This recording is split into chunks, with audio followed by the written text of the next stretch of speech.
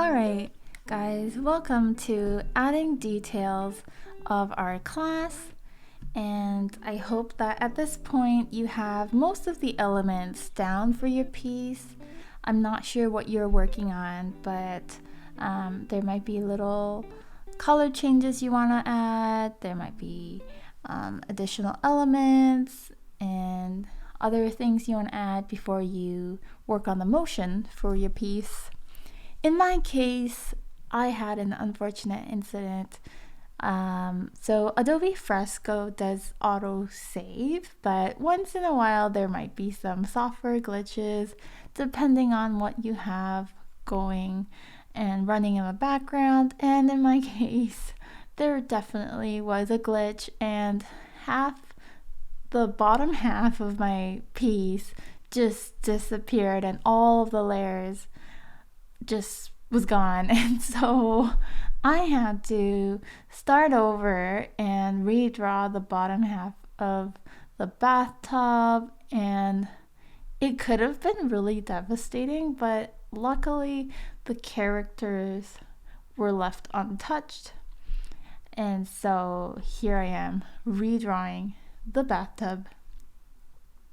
So the lesson for you that I want to pass on would be to just make sure that your artwork is being saved. You will know if it's not being saved if you see an asterisk beside the title of your project, which you can see on the top center of the Adobe Fresco software when you're working on and you have opened a specific project. So if you see an asterisk, it means that something is unsaved. So if you're working on something major, please make sure it's being saved.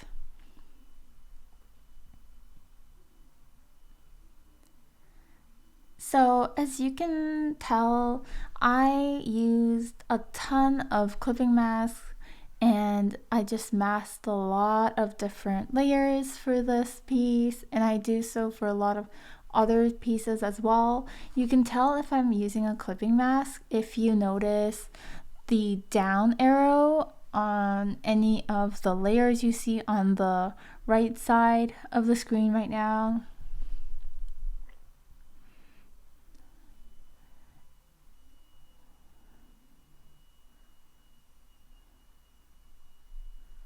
And I'm also using the clipping mask right now as I'm redrawing the water in this bathtub so that it looks like it is inside the bathtub.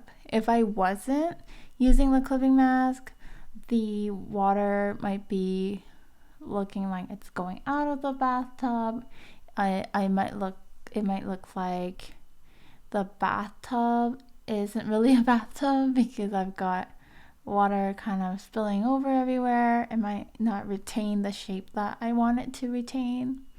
And so I find the clipping mask and the layer mask function extremely vital for digital illustration, and a major reason why I prefer it over drawing on just paper, because the software is able to correct some of the human error that we make when we draw. And so I think digital illustration is all about balancing those human elements and then leveraging software whenever we want to create a specific effect. For example, drawing a straight line, or using the clipping mask to retain specific shapes. For those kind of things, software does a much better job and is reliable more than humans in general. So that's why I use it. And then when I want softer curves, something a bit more natural, then I just draw without those aids.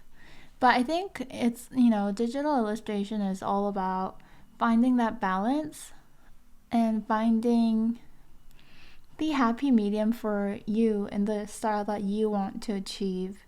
When do you want to achieve a very natural form of an object versus when do you want to achieve something that is a bit more straight or perfectly round, for example, or perfectly contained in a specific shape. When I was drawing this bathtub the second time around, I wasn't really referencing any photos, and so you have a bathtub that looks like a bowl, kind of, and that's totally fine, right? Like, when you're not really using a reference, I think you can create something that's really original because you're the only one who's gonna draw it exactly like this. If you are using a reference material for whatever you're drawing, I would highly recommend that you would use it, but then always look back at your own artwork and see what you can modify and what works better for your piece, because references aren't gonna work perfectly for what you're trying to achieve. So just a reference is just a reference. Take what you can and then adapt it and see, really look at your own artwork and see if it's working. You might have noticed that I only have 3 bubbles right now. I've got a white one, yellow, and blue. And you might think, maybe she needs to add more if she wants to make it look like there's lots of bubbles coming out of the bathtub. But actually, there's a really cool feature in Adobe Fresco's Motion that I'll be talking about in the next video that allows me to just focus on 3 of them. And then I'm just going to multiply and scatter the same object all over and sort of on top of the artwork, and I'll show you that a little bit later in the next video. For this last part, I'm just playing with different shades of green. I'm looking at the overall composition, thinking, is there anything I want to add? Are all the elements, characters working well together? Are the colors in harmony? And this is really just by looking at it with my 2 eyes and just like thinking about it. Do I like it? I don't really have like a specific color theme. Just thinking about it on my own and just fixing Froggy's arms here, which were looking a little bit thin.